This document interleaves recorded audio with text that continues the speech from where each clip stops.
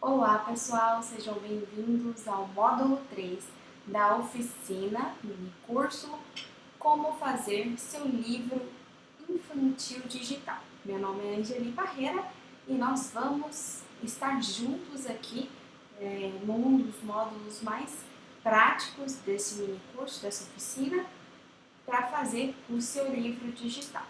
Lembrando que essa oficina, que na verdade é um mini curso, é parte do projeto do livro A Nuvem que Colecionava Sorrisos, que foi aprovado na Lei Aldir Blanc, né, aqui no estado de Goiás, que foi uma parceria do governo federal juntamente com o governo estadual. Então vamos lá, nós vamos falar um pouquinho sobre personagens e enredo. Queridos, reservem um tempo para criar os seus personagens. Sério. Com todas aquelas dicas que eu dei lá no início, organize seu local de trabalho, livre-se das distrações. E essa parte dos personagens é crucial, por quê? Porque é a partir deles que a sua história vai se desenrolar. Eles precisam ser bem construídos, eles precisam ser bem pensados. Você precisa ponderar com calma nas características desse personagem, características físicas e características psicológicas. Físicas, né, como ele é alto, magro, gordinho, qual é a cor dos olhos, tudo que é físico. E psicológico, como esse personagem pensa, né? Qual é a forma de explosão dele, se ele for um personagem explosivo? Não, às vezes ele é um personagem mais calmo. Como esse personagem fala, como ele gesticula. Não tenha pressa. Imagine os seus personagens por completo. E aí, para ajudar vocês nesse processo, eu vou deixar uma ferramenta de construção de personas que eu acho que pode te auxiliar muito nesse processo. Faça ela com calma, gaste o tempo que for necessário para que você possa construir o seu personagem mais detalhado possível. Eu vou colocar um link aqui para construir. Você vai lá, você vai digitando idade, nome, você pode subir uma foto de repente, né, para te ajudar. E aí você pode colocar todos os detalhes. O bacana é que no final você tem um documento, né, com tudo o que você descreveu ali, para você não se esquecer. E aí você já pega esse documento, ele é gerado em PDF, você pode imprimir ou pode guardar na pasta do seu projeto, né, do projeto do seu livro. E aí ele já fica ali. E aí você pode fazer esse processo quantas vezes você quiser, ou, né, quantas vezes você precisar para construir os personagens da sua história. Pense na origem desse personagem, onde ele nasceu, onde ele cresceu, né?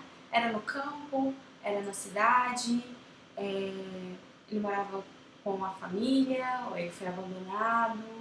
Qual que foi a história desse personagem? Qual foi a trajetória desse personagem? Deixa eu tirar aqui, para ficar melhor. E como esse personagem ele adquiriu os conhecimentos dele? Ele foi para a escola, alguém ensinou ele aprendeu sozinho. Como é que se deu isso na vida desse personagem? Como é que ele se relaciona com o mundo? Como esse personagem se relaciona com as pessoas? E aí vai entrar um pouco ali nas características psicológicas, né? Elas entram juntos ali. Mas não tenha pressa. Descreva o seu personagem, principalmente o protagonista, de maneira assim minuciosa, detalhada. Faz um dossiê completo desse personagem para que quando você inserir ele na sua história e conectar os pontos, vai estar tudo muito bem amarradinho ali e você vai conseguir com êxito fazer o que precisa ser feito, tá bom? Eu vou passar para a próxima aqui. Estude sobre storytelling. Queridos, storytelling é um método muito utilizado, né, para contar boas histórias, para estruturar uma boa história. O storytelling está sendo muito utilizado, né, pelos publicitários para construir campanhas. As propagandas elas vêm mudando, né, ao longo do tempo. Se você comparar uma campanha de uns 10 anos atrás com umas campanhas publicitárias que estão sendo veiculadas atualmente, você vai notar uma mudança drástica no roteiro. Tem muito mais sentimento, tem muito mais história, né? Tem muito mais conexão. E parte disso se deve também às técnicas de storytelling para conectar com o público. Então, estude mais sobre storytelling. Eu vou deixar aqui também um material fantástico sobre storytelling, um passo a passo. Para construir uma boa história, eu acredito que você precisa sim entender um pouco mais sobre o que é, como fazer, quais são os passos fundamentais, o que não pode faltar. E aí sim, você vai se sentir muito seguro para fazer o seu livro aí acontecer, né? Para colocar essa história nessas páginas que vão ser materializadas. E aí, nós temos uma estrutura, né, de história que ela, na verdade, existem várias estruturas. Vou colocar aqui também, acho que são mais 6, 7, não lembro muito bem ao certo a quantidade de estruturas. É outra coisa que você vai precisar escolher. Mas essa é uma estrutura geral, né? Eles falam 3 atos, mas aqui a gente desdobrou um pouco mais para vocês compreenderem. Então, a primeira coisa é a exposição. O que é? Imagine como se fosse uma montanha mesmo. A exposição, você vai explicar como é o seu personagem, justamente essas características físicas, psicológicas, onde ele vive, com quem ele vive, como ele se relaciona com o mundo, né? E qual que é a rotina desse personagem, qual que é o cotidiano. E depois a gente tem a elevação da ação. Geralmente essa elevação da ação, ela é algo que quebra essa rotina do seu protagonista. O que pode quebrar? Vamos pensar num exemplo. A Branca de Neve. Vamos pensar na historinha da Branca de Neve, porque ela é bem conhecida. Branca de Neve morava no castelo com o pai, né? O pai se casou de novo. E aí ela tinha a rotina dela, que ele quebrou a rotina dela. Ela descobriu que a madrasta queria matá-la e ela fugiu para a floresta, né? E isso aí quebrou a rotina dela. Ela achou a casinha dos 7 anões ali e a partir disso veio o clímax da história. Foi uma elevação, foi uma sequência de ações que levou a Branca de Neve para a floresta. Quando ela foi para a floresta, a rainha mandou que um caçador, né, lhe trouxesse o coração da Branca de Neve. Só que no final lá ele ficou com dó, levou o coração de um javali para ela e ela descobriu que a Branca de Neve estava viva e começou a planejar, né, algumas ações para ceifar a vida da Branca de Neve. Isso aí, ó, foi gradativo, foi uma coisa até chegar no ponto que ela deu aquela maçã envenenada e a Branca de Neve caiu num sono profundo, né, um coma ali, e os anões a colocaram num caixão de vidro. Nessa parte que eles já colocaram ela no caixão de vidro, qual foi o grande clímax dessa história? A Branca de Neve entrar em coma. Então ela comeu a maçã ali e ela entrou em coma, né? Ficou ali naquele sono profundo. E depois vem um declínio. Deixa eu mostrar aqui pra vocês. Vem um declínio. Esse declínio é justamente a parte que os anões colocam ela no caixão de vidro. E aí todo mundo meio tristinho, né? Aparece o príncipe, a beija e acontece a resolução. Quando vocês forem estruturar a história de vocês, lembra desse esqueminha básico aqui. Eu vou deixar ele salvo lá aqui nos materiais extras, né? E não deixem de usar para estruturar a história de vocês. Eu acredito que esse esquema ele é bastante importante, mas existem outras formas de estruturar uma boa história, tá bom? E vamos pro próximo. Deixa eu cortar aqui pra gente ir pro próximo slide. Pronto. Escreva todos os dias. Não negligencie isso. Escreva todos os dias. Vai ter momentos em que você não vai querer pensar sobre isso, mas não caia nessa. Escreva todos os dias. O seu projeto ele é vivo, você precisa alimentá-lo, né? Imagine como se fosse ali um bichinho de estimação que você tem que nutrir até ele crescer e conseguir, né, existir sem a sua ajuda. Então, para isso, você precisa alimentá-lo todos os dias. Continue. Não importa se está difícil, né? Se desafie a escrever todos os dias. Por quê? Os seus personagens, eles têm várias características, né? Então, você conectou vários pontos ali com o seu mapa mental, planejou a sua história. Se você não escrever todos os dias, começa assim, ó. Eu não vou escrever hoje, porque você se dá uma desculpa. E aí, na semana que vem, você fica sem escrever 2 dias. Esse tempo vai aumentando. Conforme você passa esse tempo sem escrever, as características dos seus personagens, elas começam a ficar um pouco confusas, um pouco nebulosas. E aí, aquela missão que você tem como autor de mostrar o que ninguém consegue ver no primeiro momento, ela pode ficar muito difícil, porque os seus personagens eles começam a desaparecer da sua mente. Não completamente, mas as características que tornam esses personagens assim únicos, né, que dão sentido para a sua história. Então se desafie, escreva todos os dias.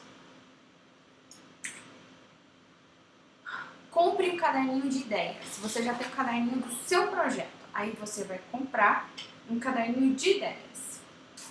E aí, tudo que vier sobre os personagens que você acredita que possa contribuir para o seu livro, vai anotando.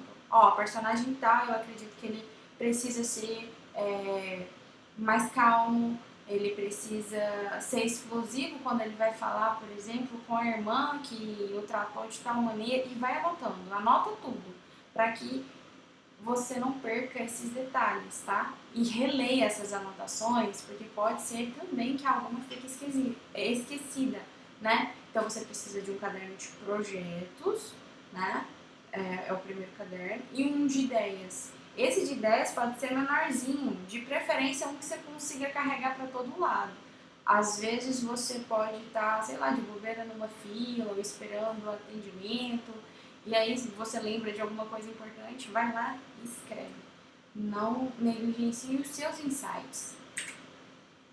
Não procrastine. Se desafie, tá? A escrever. Então, a procrastinação nesse processo ela é um obstáculo que ele precisa ser vencido dia após dia. Então, quando você estiver escrevendo, não pare, né? Não fique sem escrever. Se tiver que fazer uma coisa, pensar em uma estrutura mais complexa, se organize para isso, marque um dia para isso, faz uma meta para isso, coloca data nisso, porque assim você vai estar mais próximo de atingir o seu objetivo, né? Mantenha o seu ritmo de produção. Às vezes, se for uma historinha mais longa, você vai precisar de mais horas para isso, mas não deixa para depois. Essa armadilha ela pode ser muito perigosa para que esses projetos eles nunca saiam do campo da ideia. E aí, uma dica que eu dou, se a história for um pouco mais comprida, escreve 2, 3 páginas por dia. Porque aí, dessa forma, né, como é um livro infantil, eu acredito que não vai ser muito longo, né? No caso de você escrever para adolescentes, aí sim, você vai ter um número maior de páginas. Mas mesmo assim, 2, 3 páginas por dia já é o suficiente para você manter um ritmo de trabalho que não vai te atrapalhar muito com a sua rotina, né? Senta ali e faz. Mesmo que você fale, nossa, eu acho que eu não vou usar isso, mas faz, escreve. E a gente vai passar, você já escreveu o seu texto, já decidiu seu gênero literário, né? Sua história está pronta, seu livro está pronto, e a gente vai passar para a revisão textual. O, o que eu indico e que fez, assim, uma diferença gigante, porque quando eu acabei o livro, eu estava me sentindo muito insegura. Então eu pedi para uma pessoa próxima a mim revisar a história, ele revisou, pontuou. Eu fiz algumas adequações, porque eu concordei com essas pontuações, e mesmo assim eu ainda me senti insegura. Então eu busquei um profissional para revisar todo o material, e era uma profissional que já trabalhava com isso, né, já orientava pessoas nessa área, então foi fundamental para que o resultado final do meu livro me garantisse uma segurança. Né? A segunda dica é convidar amigos próximos para lerem e dar feedbacks. Eu compartilhei o livro com uma pessoa, mas depois que a prova ficou pronta, eu mostrei para algumas pessoas e eu me surpreendi com os feedbacks, ainda bem que foram bons, né? Porque eu já estava ali na prova. Mas compartilhe com pessoas próximas a você, que você confie, né? Que às vezes tem umas pessoas aí que, enfim, né? Quem não vai agregar, não escolha para isso. Precisa ser uma pessoa de confiança, que você saiba que vai ler.